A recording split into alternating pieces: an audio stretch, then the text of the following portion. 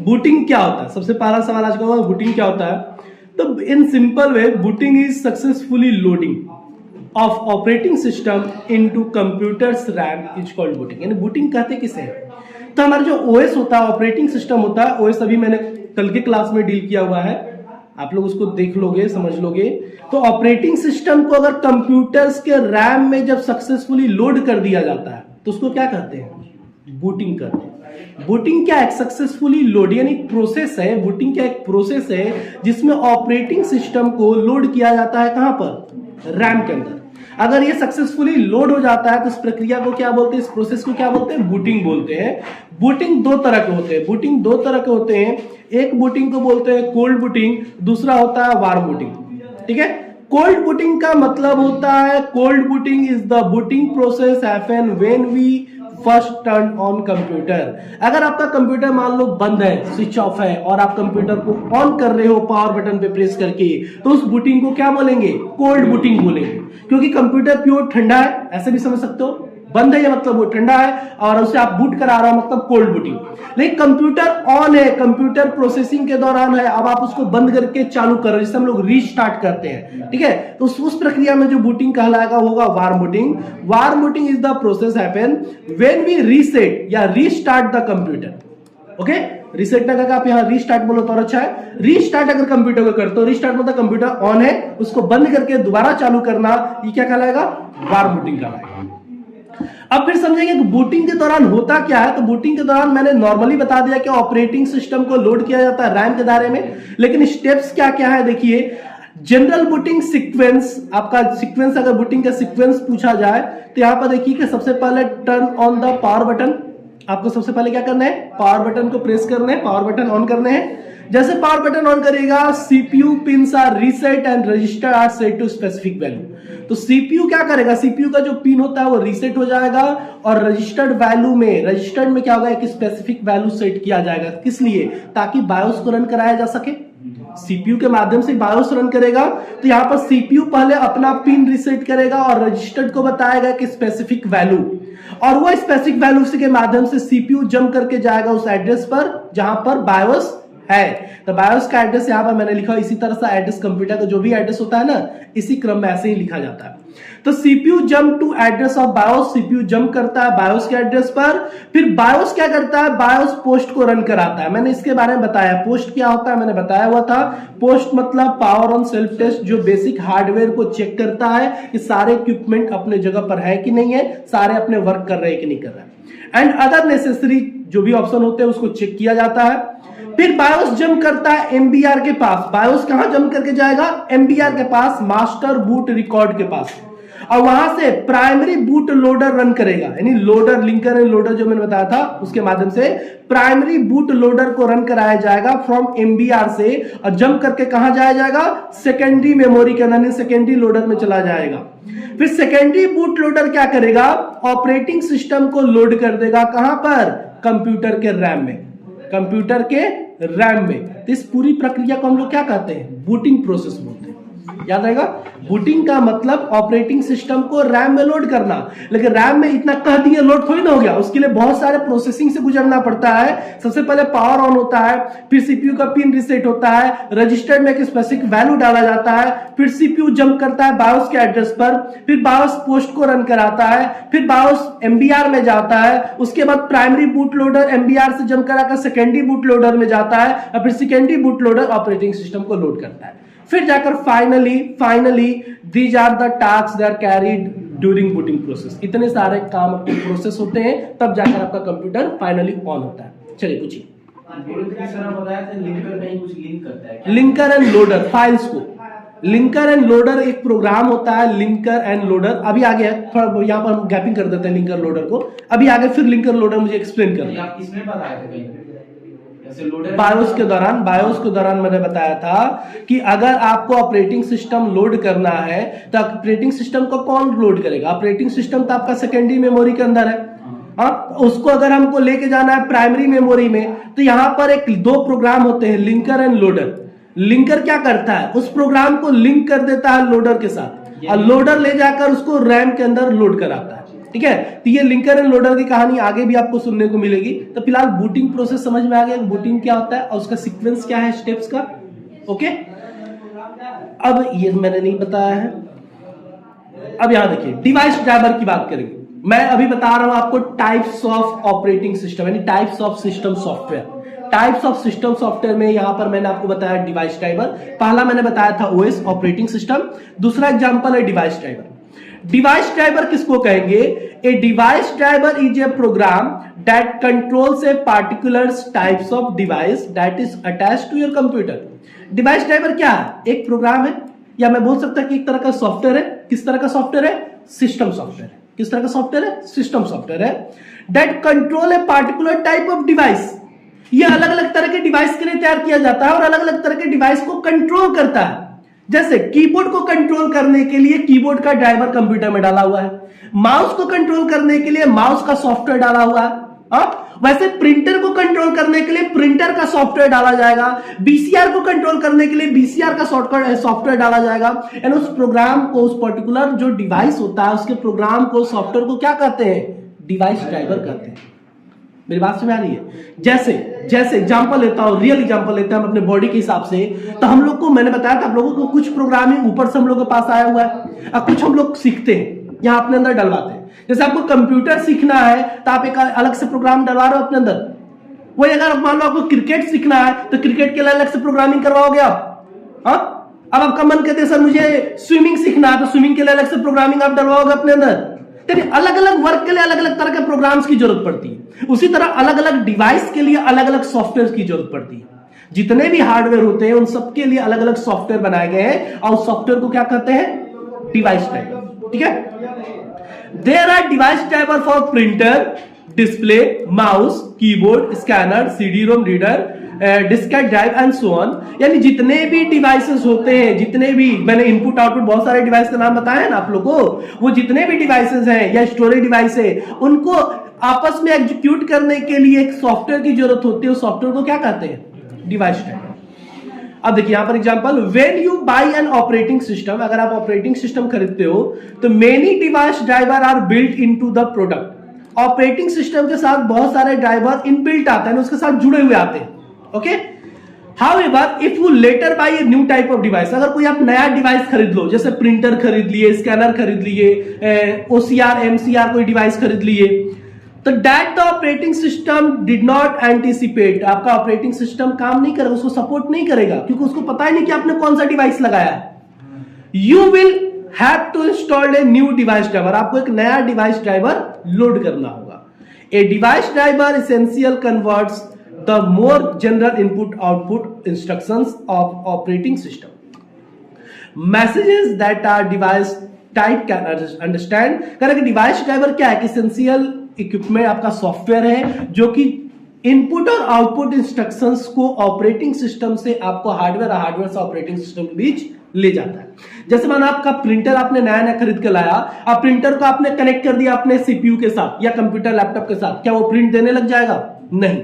अब आप कहोगे सर प्रिंट बटन पे क्लिक करेंगे तो देगा, जरूर देगा, लेकिन प्रिंट बटन पे सिर्फ क्लिक कर देने से क्या प्रिंट दे देगा? फिर मैं कहूंगा नहीं। क्यों नहीं? क्योंकि उसको बताना होगा ना कि कौन से प्रिंटर से उसको प्रिंट करना है। तो इसके लिए आपको सॉफ्टवेयर उसके अंदर लोड करना होगा ताकि हमारा लैपटॉप या कंप्यूटर उस प्रिंटर के साथ कम्युनिकेट कर सके। कम्युनिकेट कैसे करेगा? एक सॉफ्टवेयर के माध्यम से। कोई भी डिवाइस कैसे कम्युनिकेट करेगा किसी से? एक सॉफ्टवेयर के माध्यम से। तो सॉफ्टवेयर कैसे होगा? उस सॉफ्टवेयर को क्या कहेंगे? Device driver. बात समझ आ गई कि नहीं आई? ओके, अब अगला मैं बात करूंगा, अगला आपका डिवाइस सिस्टम सॉफ्टवेयर का। तो अगला सिस्टम सॉफ्टवेयर आपका है ट्रांसलेटर। ट्रांसलेटर का मतलब यहां पर क्या है? ट्रांसलेटर क्या है? तो एक प्रोग्रामिंग लैंग्वेज प्रोसेसर है, या फिर इसको बोल सकते हैं ट्रांसलेटर क्या है? तो एक सिस्टम सॉफ्टवेयर है, फिर एक तरह का प्रोग्राम है, एक तरह का software.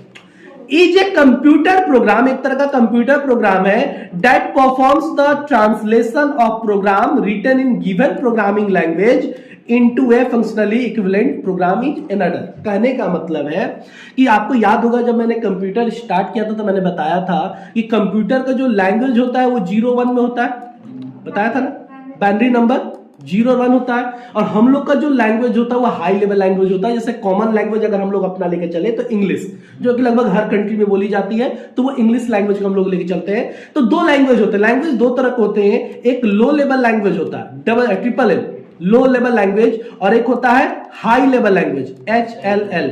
Okay, high level language. लो लेवल में आपके दो लैंग्वेज आते हैं, एक मशीन लैंग्वेज और एक असेंबली लैंग्वेज। जनरेशन के दौरान भी ये बताया है कि मशीन और असेंबली क्या होता है। तो आपका यहाँ पर मशीन लैंग्वेज करने का मतलब बाइनरी नंबर 0 और 1, असेंबली लैंग्वेज मतलब सिंबॉलिक लैंग्वेज होता है। वहीं हाई लेवल की बात करें तो हाई लेवल में आप नॉर्मली मैं कह दूं तो इंग्लिश लैंग्वेज, या प्रोग्राम की बात करूं तो C++, जावा, ये सारे क्या है, एक हाई लेवल लैंग्वेज। तो किसी भी प्रोग्राम को अगर मैं कंप्यूटर में कुछ लिखता हूं, यानी मैं तो हाई लेवल लैंग्वेज में इंस्ट्रक्शंस दूंगा ना, मैं इंस्ट्रक्शंस तो हाई लेवल लैंग्वेज में दूंगा, कीबोर्ड से इनपुट कर रहा हूं इंग्लिश लैंग्वेज में या हिंदी लैंग्वेज में, तो क्या है, हाई लेवल लैंग्वेज। कंप्यूटर उसको समझ नहीं पाएगा। अगर आपसे मैं किसी दूसरे लैंग्वेज में बात करूं तो क्या आपको समझ में आएगा? अगर आपको वो लैंग्वेज नहीं आता है तो नहीं। तो अब आप क्या करोगे समझने के लिए? आप ट्रांसलेटर का यूज करोगे। जैसे आप लोगों ने बहुत सारी मूवी देखी होगी, खासतौर से अभी देख लेना सिंह इज ब्लिंग, अक्षय पाजी को उसमें क्या आ रहा है, इंग्लिश नहीं आती, तो उसने एक ट्रांसलेटर हायर किया। हाँ, वो फॉरेन से एक लड़की आती है तो उसको वो जो इंग्लिश में बोल रहे हैं उसको वो हिंदी में ट्रांसलेट करके बताता है, और जो ये हिंदी बोला उसको इंग्लिश में ट्रांसलेट करके उसको बताता है। ये ट्रांसलेटर का काम होता है। तो यहां पर भी ट्रांसलेटर का काम वही है। ट्रांसलेटर का काम क्या है? आपके लैंग्वेज को कंप्यूटर के लैंग्वेज में चेंज करना और कंप्यूटर के लैंग्वेज को आपके लैंग्वेज में चेंज करना। आपका लैंग्वेज क्या है? High level. कंप्यूटर का लैंग्वेज क्या है? लो लेवल, है ना। तो ट्रांसलेटर क्या करता है? एक लैंग्वेज से दूसरे लैंग्वेज में, दूसरे से पहले लैंग्वेज में ट्रांसलेट करता है। समझ में आ गया? अब ट्रांसलेटर के टाइप्स की यहां पर बात करें तो यहां पर देखिए मैंने टाइप्स लिखा है कंपाइलर। पहला टाइप्स है कंपाइलर। कंपाइलर क्या करता है, थोड़ा इरेज कर दूं। कंपाइलर क्या करता है? Compiler converts high level language code to machine यानी object code in one session. देखिए यहां तक में कंपाइलर भी मैंने बताया। ट्रांसलेटर का काम क्या है? हाई लेवल से लो लेवल या लो लेवल से हाई लेवल में चेंज करना। तो यहां पर तीन तरह के मैं ट्रांसलेटर बताऊंगा। पहला कंपाइलर, दूसरा असेंबलर और तीसरा होता है इंटरप्रेटर। ठीक है, तीन तरह के ट्रांसलेटर है। तो तीनों ट्रांसलेटर क्या करता है? तो कंपाइलर क्या करता है? हाई लेवल वाले डेटा को मशीन लैंग्वेज यानी लो लेवल में चेंज करता है, ट्रांसलेट करता है ना, साफ लिखा हुआ है। Compiler converts high level language code to machine यानी object code in one session, एक बार में। यानी अगर मैंने एक बुक लिखा, एक बुक को अगर मुझे ट्रांसलेट करवाना है लो लेवल लैंग्वेज में, तो मैं कौन सा कंपाइलर, कौन सा ट्रांसलेटर यूज करूंगा? कंपाइलर करूंगा। कंपाइलर क्या करेगा? High level to low level में एक बार में कन्वर्ट कर देगा पूरे बुक को, पूरे प्रोग्राम को। समझ में आ गया? Compiler can takes a while because they have, क्या लिखा हुआ है, they have to translate high level code to low level machine language all at once and then save the executable object to memory। कह रहे कि आपका जो compiler होता है वो हाई लेवल को लो लेवल में ट्रांसलेट कर देता है एक बार में सारे प्रोग्राम को, और जो एक्सेक्यूटेबल ऑब्जेक्ट बनते हैं उसको मेमोरी में ले जाकर सेव कर देता है। हो जाएगा। अब बात करेंगे हम लोग असेंबलर की। Assembler translator translates a program written in assembly language. अगर कोई प्रोग्राम असेंबली लैंग्वेज में लिखा हुआ है, देखिए कंपाइलर किया था हाई से लो, हाई लेवल को लो लेवल में ट्रांसलेट किया था। वही असेंबलर क्या करेगा? असेंबली लैंग्वेज को मशीन लेवल में यानी low level to low level इसको हो रहा है लो लेवल, क्योंकि दोनों लो लेवल लैंग्वेज है, तो low level language to low level में ट्रांसलेशन ये हो रहा है। असेंबली लैंग्वेज में अगर आपने कोई कोडिंग किया हुआ है, प्रोग्रामिंग किया हुआ है और उसको मशीन लैंग्वेज में कन्वर्ट करना है, तो आप कौन से ट्रांसलेटर का यूज करेंगे? असेंबलर का। या फिर आपसे सवाल कर दिया जाए ऐसा कौन सा ट्रांसलेटर है जो असेंबली लैंग्वेज को मशीन लैंग्वेज में ट्रांसलेट करता है? हो सकता है। अब मैं इसी तरह का सवाल पूछूंगा जब मैं लाइव सेशन लूंगा। मैं लाइव सेशन लूंगा तो मैं बहुत कम ऐसा सवाल पूछूंगा, कहूंगा कि इसके एक्सप्लेन करो। मैं डायरेक्ट ऐसा सवाल पूछूंगा जिसमें ऑप्शन वाइज होगा। मैंने ऑप्शन में आपको दूंगा नहीं, मैं आपको डायरेक्ट पूछूंगा कि भाई इसका मतलब क्या है, या फिर ये क्या होता है। आपको एक लाइन दो लाइन के अंदर वो रिप्लाई कर देना। पूरा लंबा जैसे मैंने समझाता हूं वैसे एक्सप्लेन नहीं करना। दो लाइन के अंदर दो चीजें खासतौर से है क्या और यूज क्या। समझ में आ गई मेरी बात? चलिए असेंबलर के बात करें तो असेंबलर क्या है, तो हमारे low level to low level एक ट्रांसलेटर है जो कि असेंबली लैंग्वेज को मशीन लैंग्वेज में कन्वर्ट करता है। ठीक है, देखिए यहां पर लिखा हुआ है assembly language is low level programming language. Okay, 2 बार वही लाइन रिपीट है, 2 बार नहीं लिखना है।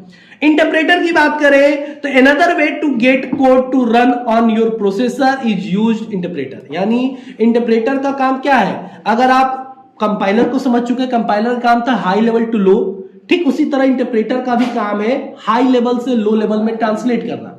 यानी अनदर वे है अपने कोड्स को दूसरे तरीके से कन्वर्ट करने का, या तो आप कंपाइलर यूज करोगे या फिर इंटरप्रेटर यूज करोगे, दोनों का काम सेम है, दोनों ही सेम है। दोनों क्या काम करता है, हाई लेवल लैंग्वेज को लो लेवल में कन्वर्ट करता है। दोनों कौन कौन, कंपाइलर और इंटरप्रेटर। लेकिन अंतर क्या है, देखो लिखा हुआ है which is not the same as compiler, compiler की तरह नहीं होता है।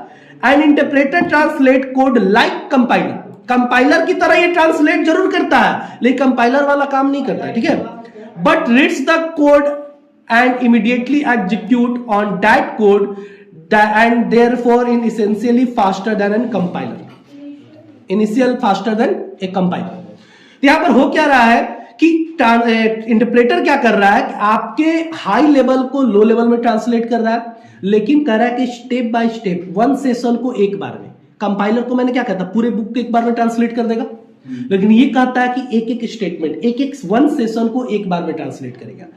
वन सेशन वन टाइम, बात समझ में आ रही है? तो एक एक सेशन को ये ट्रांसलेट करता है। कंपाइलर कहता है कि तुम पहले पूरा लिख लो, जितना प्रोग्राम लिखना है लिख दो और फिर मुझे दे दो, मैं सारे को ट्रांसलेट कर दूंगा। लेकिन इंटरप्रेटर कह रहा है कि भाई आप लिखते जाओ एक एक सेशन, अब मैं ट्रांसलेट करता जा रहा हूं। तो कौन फास्ट काम करेगा, इंटरप्रेटर। वही कछुआ और खरगोश वाली कहानी हो गई। खरगोश आगे कह रहा है कि भाई मैं थोड़ा आराम कर ले रहा हूं, तुम पहले आ जाओ फिर मैं चलना स्टार्ट करूंगा, है कि नहीं। लेकिन इंटरप्रेटर कह रहा है कि चलो धीरे धीरे ही चलो, लेकिन चलते रहो, रुको मत। तो इंटरप्रेटर रुक नहीं रहा, चल रहा है, वन सेशन वाइज कंप्लीट करता जा रहा है। और कंपाइलर कह रहा है कि पहले लिख लो फिर मुझे दो, मैं ट्रांसलेट करूंगा। लेकिन काम दोनों का सेम है।